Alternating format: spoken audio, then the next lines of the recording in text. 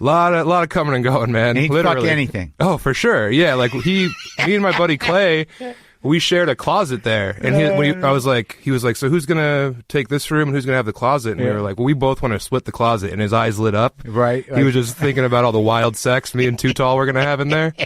Who's Too Tall? My buddy Clay DeHaan, who was in the band with me. His name's Too Tall? Well, he's like 6'7". Oh. He's a real string bean of a man. What's that guy do now? He works on this mushroom farm that I have. You have a mushroom farm? Yeah, I started a mushroom farm at the beginning of COVID. For healthy mushrooms or psilocybos? Not psilocybin, just like gourmet mushrooms, red oyster. Oh, gourmet mushroom, but not like the reishi, not the reishi mushroom. We have a couple bags of reishi in there, but it's mostly lion's mane and like red oyster. Lion's mane, that's an eaten mushroom? Yeah, it tastes like scallops. It's bizarre. Scallop tasting mushrooms? Yeah, it tastes like bad lobster. Oh, it's pretty cool. And the oyster mushrooms, I know. Yeah, we don't have any of those. Oh, do you have the? We don't have any of those. The hens, something. The hen of the woods. Yeah, yeah, we have a bag of those going too. Just a bag? Doesn't sound like a big farm. It's not. It's it's in a building. In your closet? A lot of good stuff's happened. My grandpa got like bored when he retired, and he just built houses all over. So this is a house on my parents' property in the country. Yeah, who we just put a bunch of mushroom stuff in there. So is it a moldy house now? It's literally a moldy house. No, it's cleaned out. Oh, it's cleaned out. Yeah, we got a cat to kill all the mice. It was a real operation. And you have some mushroom beds. No, we do the bags. So you have like a fruiting station, and then you have bags. A fruiting station? Yeah, where you get the small mushrooms to bud in there. I don't know. Sure. My brother-in-law and our scientist are in there like every day. You're just a working partner? I was a angel investor, if you will, because I had like $12,000. All right, so let's go back to the beginning of this. Now, look, what I want to know, because I got this book. You had sent it a while back, and I just was sort of like, I don't know what this is. The interesting cover. Like, I get a lot of books coming in. I'm sure.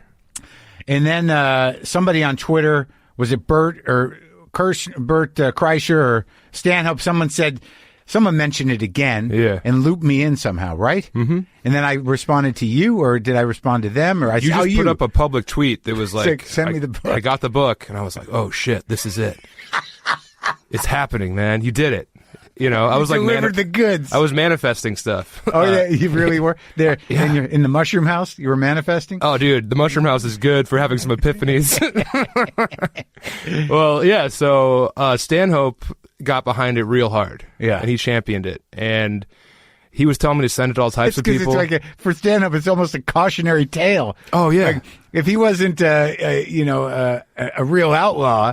It could have been him. Oh, yeah, it's his memoir. Yeah. If things took a little, if they went sideways at like the Aspen Comedy Festival in 1999. I remember that festival. He would have been this guy. When he was running around with the Santa hat on, and closing naked. I don't know. I was like 13 years old. It was one of them. It must have been that one.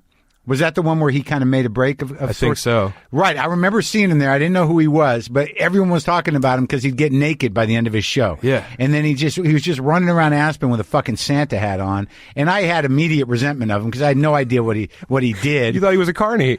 Well, yeah, he was a carny, or like I was upset with the closing naked business. In my mind, I didn't see it, but I'm like, that's a prop act. Yeah. You know, like it's not much of a prop. I've seen him nude. But he's turned into to something, that guy. For sure. So he got behind it early, huh? Yeah, Mishka Shubali told me to send it to him because Mishka helped me. Who's that guy? Out. He's a troubadour singer-songwriter who wrote a bunch of books and was championed early by Audible. So we're friends from working the road and stuff. But you self-published? Yeah. See, that's the thing that we should talk about at some point. But let me get some background. So you grew up in Denver? I grew up in Elizabeth, Colorado, on the Eastern Plains. And what is that? What is that, like a town of 7? What is Elizabeth? 800 people. Yeah. Okay, so it's small. And a big family? The Tallent family? Tallent family's real close, but not that big. I got 5 cousins. Okay. Grandpa and grandma on both sides were really heavily sister? involved. Yeah, I got a sister. Little Sophie. She's tough as hell. Were they farmers or what? No, my mom worked for the Federal Reserve Bank, and she would drive to Denver. Okay, so it's not far from Denver. It's 45 minutes. It's a bedroom community is what it's called, now? where people work in Colorado Springs or Denver, and then they just have their kids there. Right, and they live out there. Yeah, right. And my dad ran a bank, but he quit to raise me and my sister. Bank people. Yeah. You come from money people, but not like investor people, like people who help manage the money for others. Yeah, and like my dad, you know, he worked at this small town bank, so sometimes people would pay liens with pigs and cattle and stuff like that. So he'd bring the pig home? And my dad would have to be like, well, I don't know how many pigs is worth a home, but we'll figure it out. Yeah. So we briefly had a pig farm. It reminds me of Jay Mascis's dad was a small town rural dentist. Yeah. And they would pay in like potatoes and things. Yeah, or honey. Yeah, for sure. Here's some money from the farm. Yeah, Jay's the man. He's great. Hell yeah. He's a sweet guy. He's been on here twice. Oh, I know. I always like to. I know about it, dude. Yeah. I'm right there. And it's crazy to go from those days to now you have like Glenn Close and Michael J. Fox. The Zoom thing has enabled me. Yeah. I thought it was going to be a liability, but it's made it easier for larger stars to just do this. Right. And they're bored. Yeah, exactly. Yeah. All right, so you're in Elizabeth, near Denver. Mm-hmm. But you don't seem like the standard mess of a person. No, man. I was lucky. My parents ruled. My grandparents were there. My aunts and uncles. Nice, loving family. For sure. Because when I saw this book and I started reading, I'm like, this is not about this guy. No, man, not at all. It couldn't be. I mean, it's the guy that I fear turning into. Well, so we really all do. Easy to we write all that do, guy. and there are times for some of us where we're not sure if we are that guy or not. Oh yeah, I worry about it a lot. You do? Well, because I work I do 45 weekends a year on the road. I know, but you're not. But you're either this guy or you're not. No, I'm not like the Coke guy. But I'll definitely drink way too many light beers in Cincinnati after a bad show on Saturday. At Go Bananas? Hell yeah. I'm working. I'll be there New Year's, everybody. Are you doing shows now? I haven't done one show since like June, and those were all outdoor shows in Wyoming and South Dakota. Yeah, I haven't done any. I'm sadly surprised at how little I'm compelled to go out and do outdoor shows or drive-in shows. Or they're very anything. bad. I know. It's like in my mind, I'm like, I've worked my entire life to never have to do those again. Yeah. For some reason, in my mind, I've done those before. Right, you have. Yeah, for sure. like I just remember doing the San Francisco comedy competition at some fucking winery outdoors. I'm like, that's no place for stand-up to happen. No, and also, you're an intimate act. I know, exactly. There's no way I could pull it off. Like when I did a couple of those oddball festivals, I could figure out which jokes I could do to land and have the experience, but not preferable. No. It was just something I needed to get out of the way. It's not good for anybody. No, I wanted to say, I performed for 20,000 people. Not great. Yeah. Also, these Zoom shows, man. Yeah. It turns out that I'm a live act. Let's put it that way. I've never tried them. I can't do it. You don't need to. You made so it, dude. sad, man. Yeah, they're bleak. But do you have people unmute to laugh at least? They'll bring in like 3 designated laughers. 3? Yeah, but then they have to laugh at everything, or they're blowing it. Oh. Yeah. It's like a juiced room for like a JFL tape. Wow, a juiced room of 3? Yeah. In separate rooms? Yeah, and there's one guy who's definitely being paid to laugh. Oh, no, That's what really? it feels like. Yeah. Or maybe he's just uncomfortable. It's a lot weighing on him. I remember doing those late night shows where there's 9 people, and you always get like somebody who feels bad. So they've got to kind of do double time. Yeah, they feel bad that they're there. Yeah. And that you're there. Yeah, and they like, came to see you. Yeah, but they also want to help. For sure. Yeah.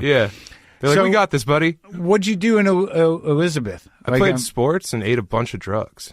You were a football guy? Yeah, football, wrestling. I played sports year-round, but football was the big one. What's your background? Are you an American Indian?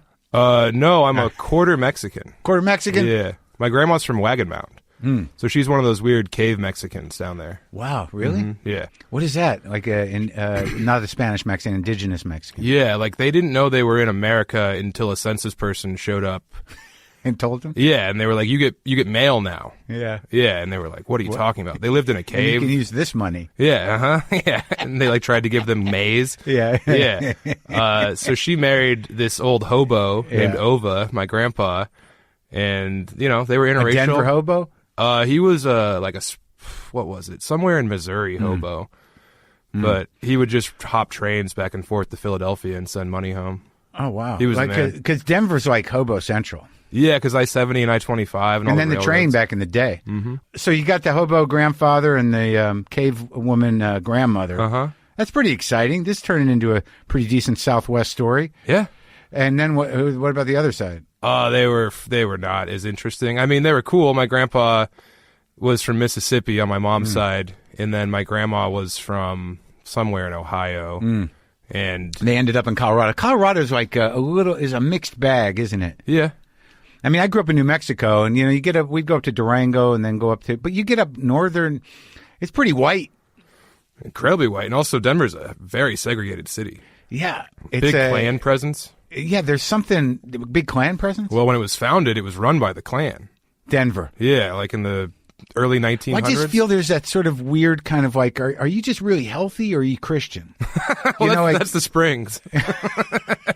It's tough to tell down there. It is, but there is sort of this kind of like mountain bike, always wearing, some form of workout wear. I'm shorts year round. Yeah. Yeah. And you're sort of like, God, you have a clarity, but is it the good kind or? Right. What are you running from? Yeah. Well, I always go to like, what are you selling me? Why do you, like there's an immediate sense of I'm being condescended to by some spiritual bully. It's always a lot of judgment. Yeah, something. Yeah. But there's a politeness to it. It's a real thin veneer of politeness. That's. I like Denver because like there's still like a cowboy presence to it. There's still some like downtown Denver. I've never seen more fucked up people on a weekend night than maybe Glasgow is the only other place that I've seen that much public drunkenness. Yeah. But I think the altitude and the legal weed. We're the drunkest city in America, but also true? The healthiest city in America is what they say. I went to, like, fucking Doug Benson did a 420 show before my show. When I was up there, they needed paramedics for 2 people. And that was the afternoon. Dude, you should, the park, Civic Center Park on 420 is this, 10,000 people. And people are just dropping like flies. They'll take like a 15-gallon bong rip and then just collapse, and everyone starts clapping. Like that was the goal. I think a lot of it, too, is people not being able to handle their edibles. They don't know what they're getting into. Yeah. Well, my advice is always eat a little bit more than you were told to if you're a tourist. Yeah. Because if you're going to buy the ticket, take the ride. Right. Like, but get high. But the ride might just be like the hotel room. Yeah, it might be, in the back of an ambulance. You're going to panic. Yeah. There's going to be panic and maybe some nausea. Mm-hmm. So when do you make it down to Denver? So you played the football and then you go to a good college or? No, I thought I was going to play football in college, but I didn't. So I went to Metro State University, which is a commuter school right downtown in Denver. Oh. And it wasn't for me. No. What were you studying? What was the plan? Rhetoric and public address. Oh, so you kind of knew. It was starting to come together. Well, I wanted to do comedy. You knew that as a little kid, I wanted to do comedy. Really? Why did you know that? Because comedy was a really big deal in my family. Really? Yeah, like Fred Willard and John Candy and all the Stripes. Yeah. Ghostbusters was a very big deal. But stand up? Well, no, I was going to do Second City. Oh, the plan was improv. I wanted to do that. So you'd learned about that as a kid? Mm-hmm. Was your dad a hipster? You knew he was 100% a hipster. An intellectual guy? Yeah, but someone you could also crack a beer with until he got sober. Uh-huh. Yeah. So he went far. He did it. He did it for sure. Yeah. And he had Spin and Rolling Stone and all those magazines come to the house.